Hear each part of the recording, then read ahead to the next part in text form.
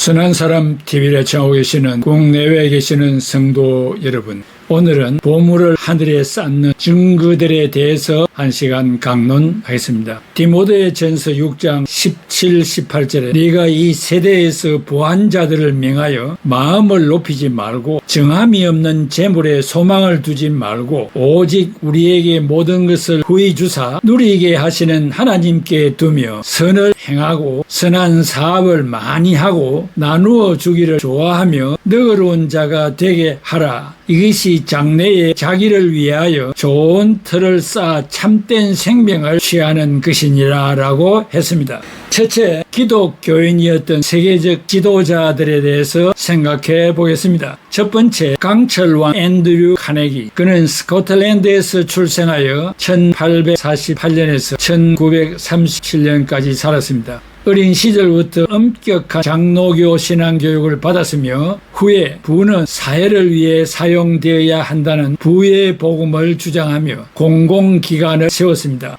그의 특징은 부를 사회에 환원해야 한다는 신념을 실천한 대표적인 인물입니다. 출석하는 교회에서 복음을 전파하는 필요한 물품을 지원하는 데 아낌없이 헌신하였습니다. 가족과 함께 미국으로 이주하여 펜실베니아에 있는 피츠버그에서 제철소 강철 사업 카네기 스틸이라는 이름을 걸고 주도하여 세계적 부를 쌓았고 이후 재산을 인류 복지를 위하여 사회에 바친 인물입니다. 유대인이지만 땀과 눈물과 피로 번 돈을 몽땅 헌납하여 미국 곳곳에 도서관 2,500개를 세웠고 연주홀과 박물관 등 수많은 공익시설을 건립하였습니다. 둘째, 존 록펠러 재단은 스탠다드 오일을 설립하여 석유 사업을 장악하고 세계 최초의 억만장자로 기록되었습니다. 독실한 감리교 신자였으며 후에 록펠러 재단을 설립하여 교육, 의료, 과학 분야에 막대한 자금을 기부하였습니다. 뛰어난 사업 감각과 함께 신앙을 바탕으로 사회에 기여하려는 노력을 보였습니다.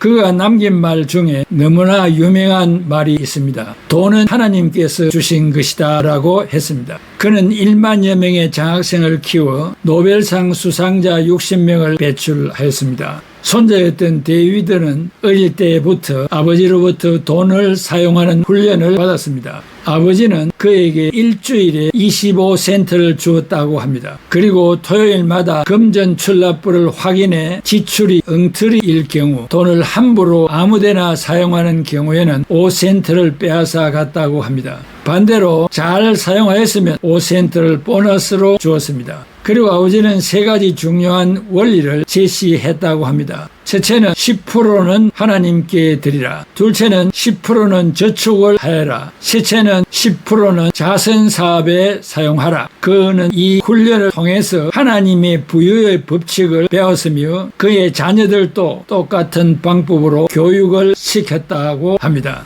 힘들어도 선한 일에 투자하는 것이야말로 하나님의 부유의 법칙에 속하는 것입니다. 이러한 록펠러 가문의 엄격한 교육 덕분에 오늘날 록펠러 재단과 연구소는 사회를 위해 더 많은 공헌을 할 수 있었습니다. 록펠러 재단은 1만여 명의 장학생을 키워 노벨상 수상자 60명을 배출하였습니다.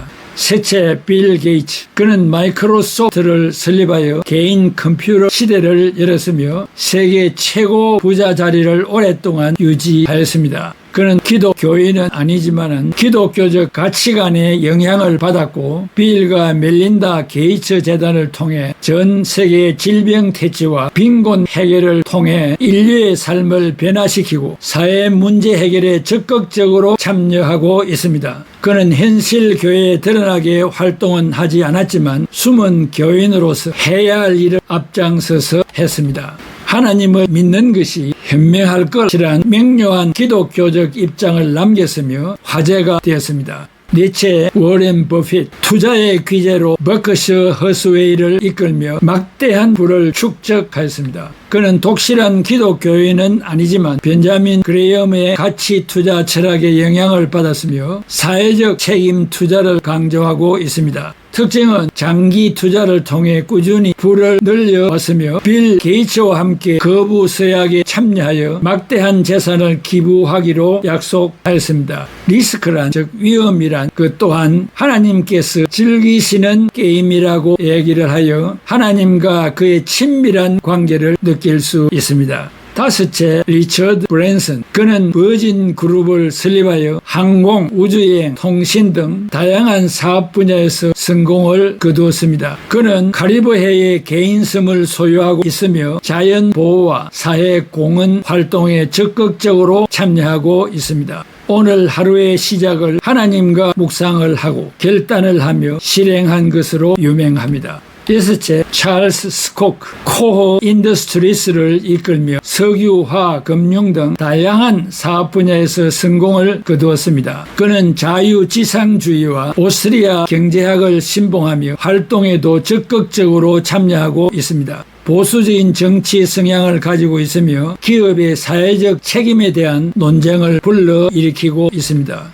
어마무시한 기부금을 교육 분야에 정기적으로 기부하며 미래를 위하여 마음을 쓰고 있습니다. 일곱 번째, 데이비드 록펠러. 존 디 록펠러의 손자로 록펠러 재단을 이끌며 다양한 사회사업을 추진하였습니다. 그는 할아버지의 뒤를 이어 록펠러 재단을 통해 교육, 의료, 과학 분야에 막대한 자금을 기부하였습니다. 가문의 전통을 이어받아 사회에 기여하는 삶을 살았습니다. 101세까지 장수하시며 전 세계에 선한 영향력을 끼치셨습니다. 할아버지에게서 이어져 온 기독교 가문의 성장과 발전으로 보입니다. 여덟 번째, 헨리 포드. 포드 자동차를 설립하여 대량 생산 시스템을 도입하고 자동차 산업을 발전시켰습니다. 그는 근면과 성실함을 강조하며 노동자들의 처우 개선을 위해 노력하였습니다. 자동차 산업의 혁신을 이끌었으며 대량 생산 시스템은 현대 산업에 큰 영향을 미쳤습니다.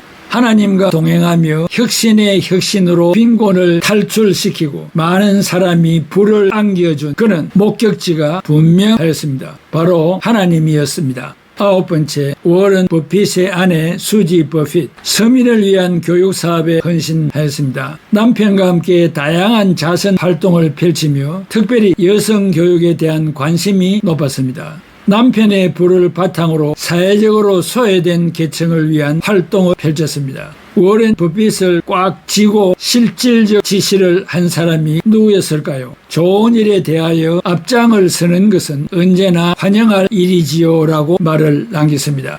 열 번째, 조지 소로스. 투자의 귀재로 퀀텀 펀드를 설립하여 막대한 부를 축적하였습니다. 그는 유대교 신자이며 개방사회를 위한 활동을 적극적으로 지원하고 있습니다. 투자뿐만 아니라 사회 정치 분야에도 관심을 가지고 있으며 다양한 사회 문제 해결을 위해 노력하고 있습니다. 그는 자신의 명철을 하나님과 비유하였습니다. 하나님께서 최고인 것을 인정하여 그의 명철을 하나님께 온전히 맡기고 투자의 신이라는 칭호를 얻었습니다. 지금까지 10명의 부자를 살펴보았습니다. 선한 영향력을 이루려는 것만큼 꼭 종교 여부를 떠나서라도 모두의 마음속에 자리 잡은 큰 사랑임이 분명합니다. 그러나 실천은 어떤 형태로 이루어졌는지 모르지만 누구나 할 수 있는 일임에 틀림없지만 더더욱 중요한 것은 그의 마음속에 누구를 위하여 이런 일을 하는가가 중요합니다. 만에 하나라도 나를 위한 일이라면 그는 크리스찬이 아닐 것입니다. 11번째, 레오 톨스토이. 러시아의 문호 톨스토이는 재물은 구름과 같아서 쌓여 있으면 악취가 나지만 뿌려지면 땅을 기름지게 한다고 하였습니다. 함께 나눈 재물은 사회를 풍요롭게 하고 사람에게 용기를 주게 된다고 말을 하였습니다. 12번째, 프랜시스 베이컨. 영국의 베이컨은 자연을 올바로 인식함으로써 인간 존재의 근원을 밝히려 했던 철학자입니다. 어떤 모임에서 누군가가 그에게 이 세상에서는 돈의 가치가 있을 때와 없을 때가 있는데 이를 어떻게 생각하십니까? 라고 물었습니다. 베이컨은 웃으면서 대답하기를 돈은 최선의 종이요 최악의 주인입니다 라고 유명한 대답을 하였습니다. 그렇습니다. 일반은 종의 세상을 위하여서도 막대한 영향력을 끼쳤지만 하나님의 은혜로 구원을 받은 자로서 보이지 않는 손길을 뻗치는 참된 크리스찬으로 특별 은총의 복을 받은 자들입니다. 크게 두 번째, 비기독교인이었던 세계적 지도자 아인슈타인. 20세기에 가장 영향력이 컸던 아인슈타인은 유대인이지만 그는 하나님을 신앙하지 않았으며 차라리 종교를 갖게 된다면 불교를 선택하겠다고 하였습니다. 둘째, 토마스 에디슨. 전화, 전구 등 1000가지를 발명한 사람으로서 유대인이지만 기독교인이 아닙니다. 셋째, 스티븐 스필버그. 할리우드 블록버스터 영화계에 지대한 영향을 끼친 유대인으로서 기독교인이 아닙니다. 넷째, 카롤 마르크스. 공산주의를 창시한 유대인이지만 종교를 인민의 아편이라고 규정하여 타도의 대상이 되었습니다.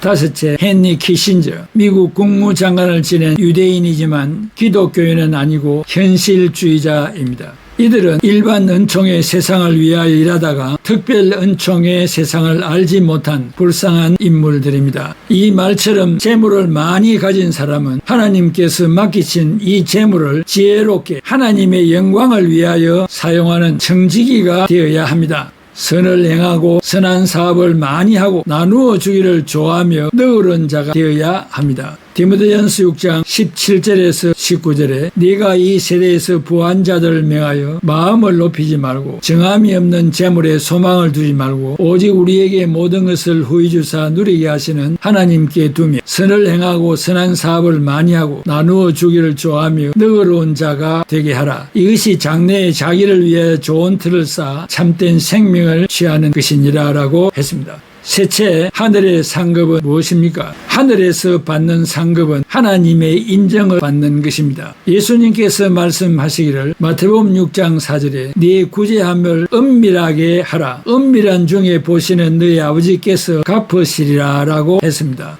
여기서 중요한 것은 나의 희생을 사람에게 칭찬받는 것으로 하는 것이 아니라 하나님께서 보시고 갚아주신다는 것입니다. 그러므로 가난하고 병든 자에게 베푼 것이 세상에서는 별 볼일 없는 것 같이 여겨지지만 하나님 앞에서는 없어지지 않는다고 했습니다.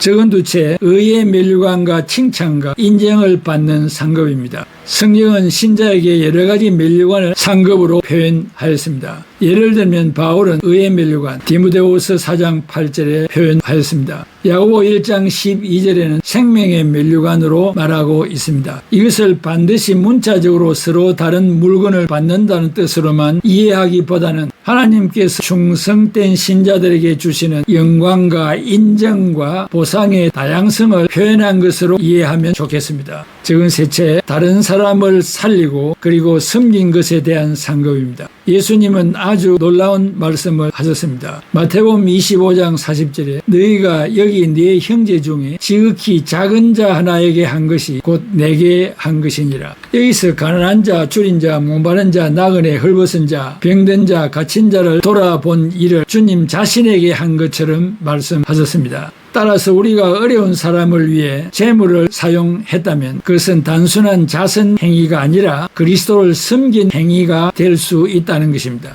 네 번째, 하나님께서 얼마나 많이 보다 어떤 마음으로 했는가를 보십니다. 누가복음 21장의 가난한 과부가 2렙돈을 드린 사건이 좋은 예입니다. 사람이 보기에는 아주 작은 돈이었지만 예수님께서는 그 과부를 칭찬하셨습니다. 왜냐하면 자기의 생활비 전부를 드렸기 때문입니다. 따라서 하늘의 상급을 생각할 때 내가 얼마를 드렸는가 보다 하나님을 사랑하고 이웃을 사랑하는 마음으로 어떻게 사용했는가가 중요합니다. 다섯째, 가장 중요한 것은 구원과 상급을 구별하는 것입니다. 구원은 우리의 선행이나 헌금으로 사는 것이 아닙니다. 구원은 예수 그리스도를 믿음으로 받는 하나님의 은혜입니다. 그러나 구원을 받은 성도가 이 땅에서 어떻게 살았느냐에 대해서는 하나님께서 평가하시고 상급을 주십니다. 바울은 이렇게 말합니다. 로마서 2장 6절에 각 사람에게 그가 행한 대로 보응하시리라. 그리고 고린도전서 3장 8절에 각각 자기가 일한 대로 자기의 상을 받으리라고 하였습니다. 그러므로 정리하면 구원은 예수 그리스도를 믿음으로 받는 은혜요, 상급은 구원을 받은 성도가 하나님께 충성한 삶에 대하여 받는 보상입니다. 마태복음 6장 20절에 오직 너희를 위하여 보물을 하늘에 쌓아두라. 거기는 좀이나 동록이 해하지 못하며 도둑이 구멍을 뚫지도 못하고 도둑질도 못하나니라.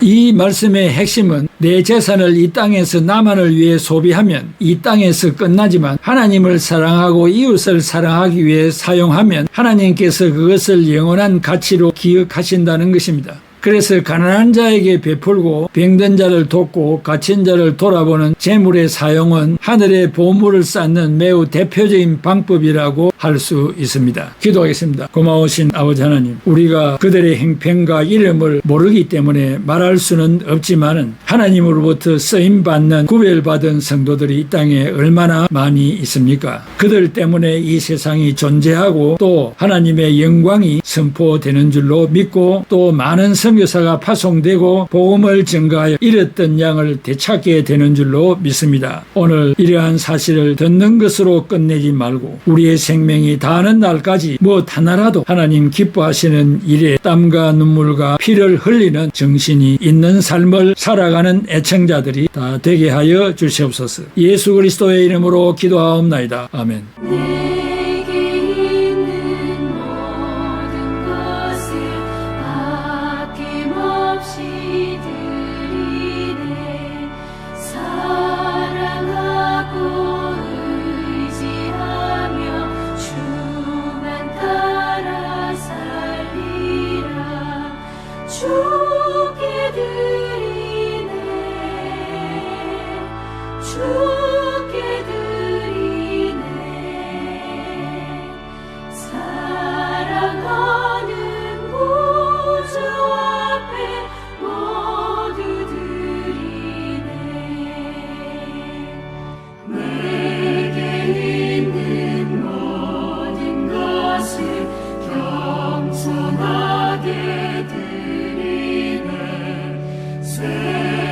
욕심 멀리하니 나를 받아주소서.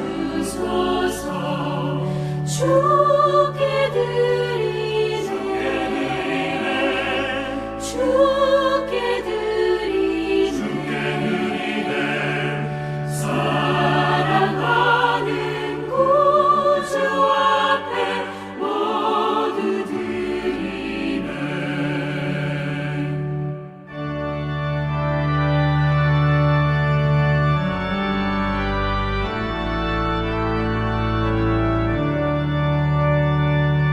내게 있는 모든 것을 주를 위해 드리네. 주의 성령 충만하게 내게 내려주소서. 주께 드리네